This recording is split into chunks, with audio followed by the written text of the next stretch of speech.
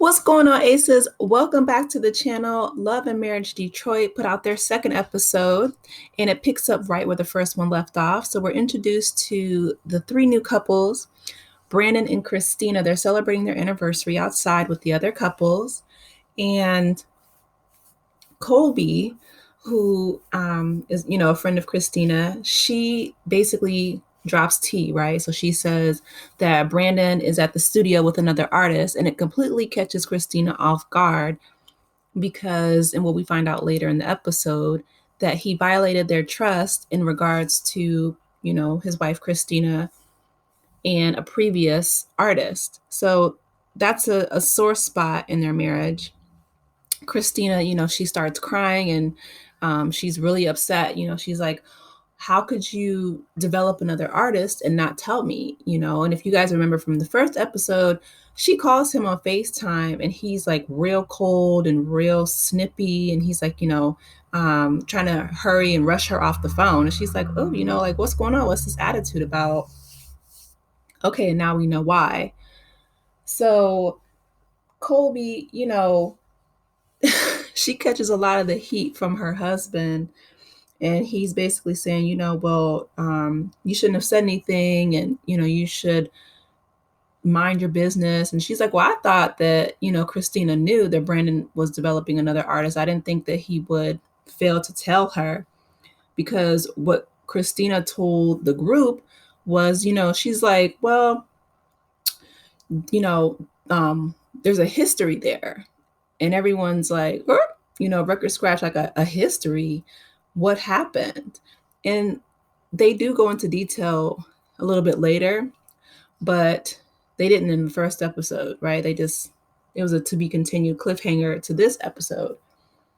And it's really unfortunate because everyone is putting the blame on the women and the responsibility and accountability on the women. And I'm noticing that pattern. In all of Carlos King's shows, right? Whether it's, Love and Marriage, Huntsville, Detroit, DC, that once the women have said, this behavior bothers me, then all of a sudden there is the either Darvo or the gaslighting, deny, deflect, whatever. They put the blame, they victim blame, they put the blame on the women. Christina is absolutely 100% correct to feel the way that she does when her husband is, hiding things from her. But in the words of Tamar Braxton, if you're not going to do anything, if you know that your man stepped out on you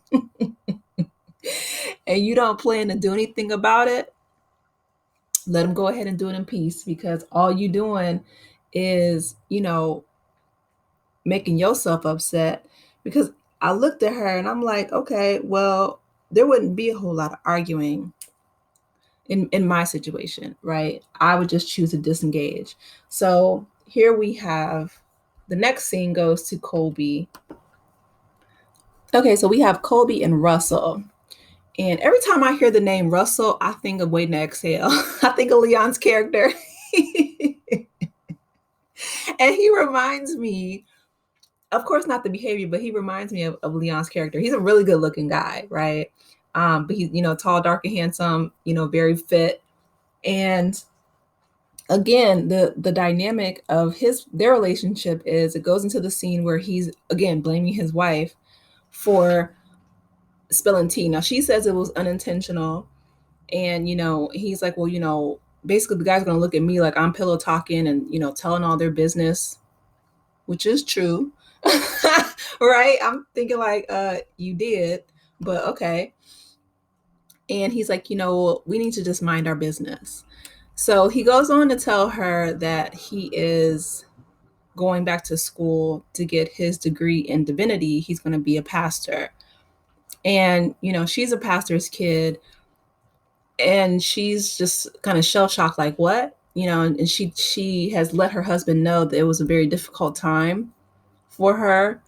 And she didn't enjoy growing up, the child of a pastor. And her and her father's relationship seemed strained, because she tells us that, it was a very negative experience. So he goes on to put salt in the wound, and he says, well, I know that you had a difficult time with your dad. That's why I asked him to be my mentor. I feel like and I'm only laughing because I'm just like, where do they find these people? Like, if this wasn't reality TV, I would think it was a really bad script and they were trying to be ironic, right? Like, what's the worst thing you could say to somebody? I know that you and your dad had a difficult relationship growing up, so I asked him to mentor me. Like, what? And then he goes on to say, oh, and by the way, I plan on buying a gym. And she's just like, I mean, it was like back to back to back to back. I don't understand how she didn't just get up and walk out the room. But she's like, well, you should, talk to me about that first. And he's like, yeah, I am. I am right now. I'm blown away at the lack of communication, but the lack of um, basic respect that these men have for their wives. I'm like, is it a prerequisite to be on a Love and Marriage Huntsville cast to just have total disregard for your wife and your wife's feelings? But anyway, I digress. Let's keep moving. So then Anthony, he's married to Dr. Latoya. Okay. And if you guys remember, he left her during the throes of the pandemic to basically raise their girls by themselves. He went to Atlanta because he had a contract with Marvel. So he's doing his confessional, and he's like, oh, if I had done that, we'd be in divorce court. And I'm thinking, like, you left your wife, but okay, by herself to raise your girls. But she did give, I mean, she stood up for herself. She said, if you don't come back, it's pretty much a wrap. So he came back. But then they go and they meet up with a guy named Bravo, nicknamed Bravo. So his name is Joe Samuels, but his nickname is Bravo. And we already know that, Brandon and his wife, they have an issue with him being out in the club. So they all go out to the club, and the wives are checking in, like, what do I hear in the background? Is that booty shaking in the background? And, is that Bravo's voice I hear in the background? And the men are lying, like, no, no, no. I'm telling, this reminds me of a repeat of Love and Marriage Huntsville, with that guy's trip to the strip club. And, all the guys were pretty much lying and denying. And so somebody says, well, or Anthony is the one who outs Brandon. And he's like, yeah, when we was all out in the club last night. And his wife looks at him like, wait, you were at the club last night? And Brandon just shakes his head and puts his head down. And it's just like people, whether it's Kolby or Anthony or whoever, continuously are calling out Brandon's behavior. I feel like they know more than they're letting on in the show. I don't know what is keeping his wife there. But yeah, that's the recap. It reminds me a lot of Love and Marriage Huntsville. I feel like a lot of the personality types are the same, where the men are misogynistic and chauvinistic toward their wives, and the wives are complaining, but they don't have an action plan. And that's one thing that I really do like about Melody, is that she disengaged from that abusive behavior. You know what I mean? Like, she didn't just stay and complain in Martel's face about him cheating. No, she got up and left and did what she needed to do.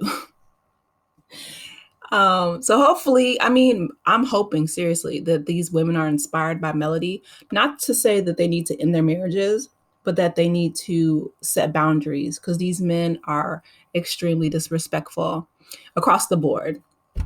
But anyway, you guys, let me know in the comments your thoughts. Please be sure to like, share, and subscribe if you haven't done so already, and I will talk to you later. Enjoy your 4th of July weekend, Aces. Take care. Bye.